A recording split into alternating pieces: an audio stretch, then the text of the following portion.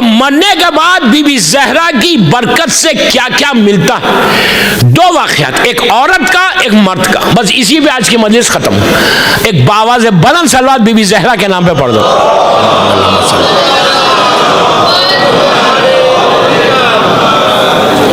बीबी ज़हरा की जिंदगी का मशहूर, बीबी ज़हरा की का वाक़या और एक औरत का, कि अगर if you follow the path of Bibi Zahra कितना कितना फायदा होता।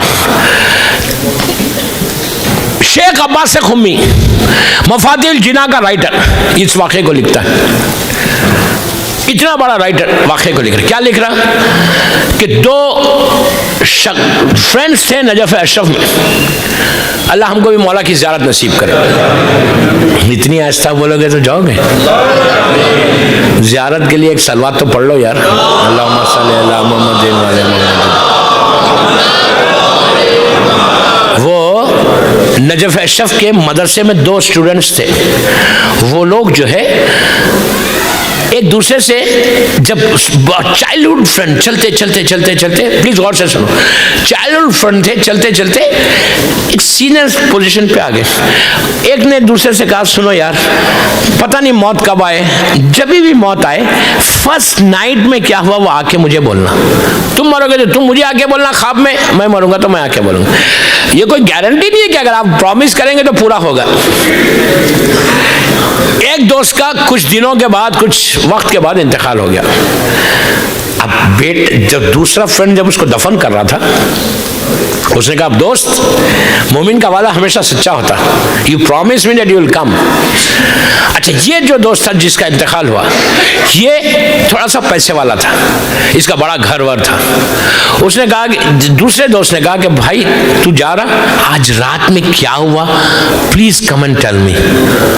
बोल दिया, वो तो मुर्दा है बेचारा, क्या सुन रहा, बंद कर दिया करे। रात में इंतजार किया, नमाज पढ़ी, वहशत की, सब किया, इंतजार किया, वो ख्वाब में नहीं आया। एक दिन, 2 दिन, 3 दिन, 4 दिन, 5 दिन, 1 महीना, 2 महीने, 1 साल, 2 साल, 5 साल के बाद ये दोस्त इस दोस्त के ख्वाब में आया। इसने कहा कहाँ थे तुमने तो प्रॉमिस किया था। कहा मैं क्या करूं, मैं हिसाब दे रहा था। इसने कहा हिसाब दे रहे थे, हम नहीं एक्सेप्ट करते, नहीं मानते नहीं हिसाब को। आज के जमाने का मॉडर्न शिया मानता है हिसाब देना है। लंदन वाले मानते नहीं मानते मुझे नहीं मालूम, मैं फिर भी बोल रहा कि उसने कहा हिसाब दे रहे थे, तुमने किया क्या, तुम तो नजफ अशरफ के रहने वाले। उसने कहा मेरी एक नमाज भी नहीं पहुंची वहां पे।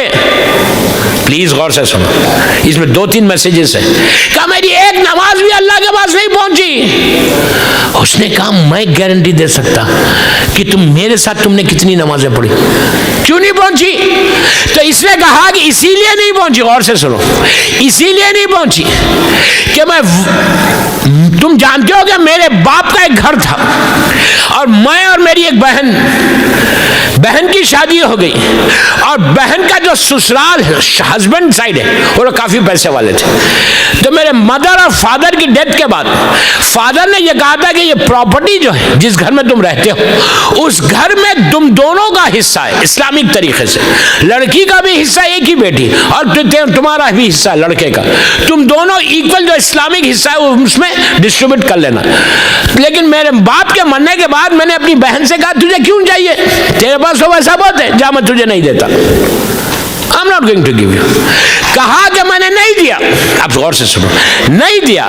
मैं जो नमाज आके मस्जिद में पढ़ता था नजफ अशरफ में, वजू घर से करके आता था, वजू घर से करके आता था और नमाज यहां पढ़ता था। तो जब वजू ही एक्सेप्ट नहीं हुआ तो नमाज कैसे एक्सेप्ट होगी। आप समझ लें, गज़बी माँ जगह पे आप वजू नहीं कर सकते। तो कहा इसीलिए मेरी नमाज ही एक्सेप्ट नहीं। तो एक बात और याद रख लो, अगर किसी यतीम का माल खाओगे, किसी यतीम के हक को लोगे, तो यू हैव टू आंसर। हम एक यतीम के माल को नहीं खा सकते, कोई यतीम ज़हरा का माल खा जाए। कितने खामोश सुन रहे नहीं। बुस्तान ज़हरा का मजमा ऐसा तो नहीं है यार कि इतने पैसे का मामला ना इसीलिए खामोश है सब, नहीं, बिल्कुल क्वाइट। बाबा मैं रियलिटी बोल रहा, हकीकत बोल रहा। तो उसने कहा आप खुद बोलो कोई एक यतीम के माल को खाने का अजाब ये है, तो जो हक ज़हरा खा जाए, यतीम ज़हरा का हक खा जाए, ये इमाम ज़माना का हक है, प्लीज बोल रहा। उसके बाद इसके दूसरे दोस्त ने कहा अच्छा ये बता कि तेरे को राहत कैसे मिली, परमिशन कैसे मिला आप ख्वाब में आने का?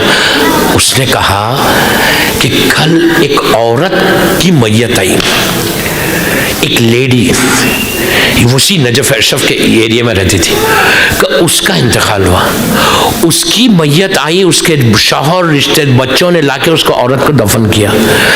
इतनी पायस लेडी, जैसे ही उसको लिटा के उसकी ग्रेव को बंद करके फैमिली चली गई तो आसमान से नूरानी अमारियां आई, अमारियां जमीन पे आई, उसके अंदर से कुछ हूरें बाहर आई, हूरें बाहर आई, इस लहद को खोला और इस जो खातून थी, जो लेडी थी, उसको आवाज दी कि ए कनीज़ ज़हरा, तेरा ये मकाम नहीं है, तुझे मादर हुसैन ने अपने पास बुलाया है, तू हमारे साथ चल।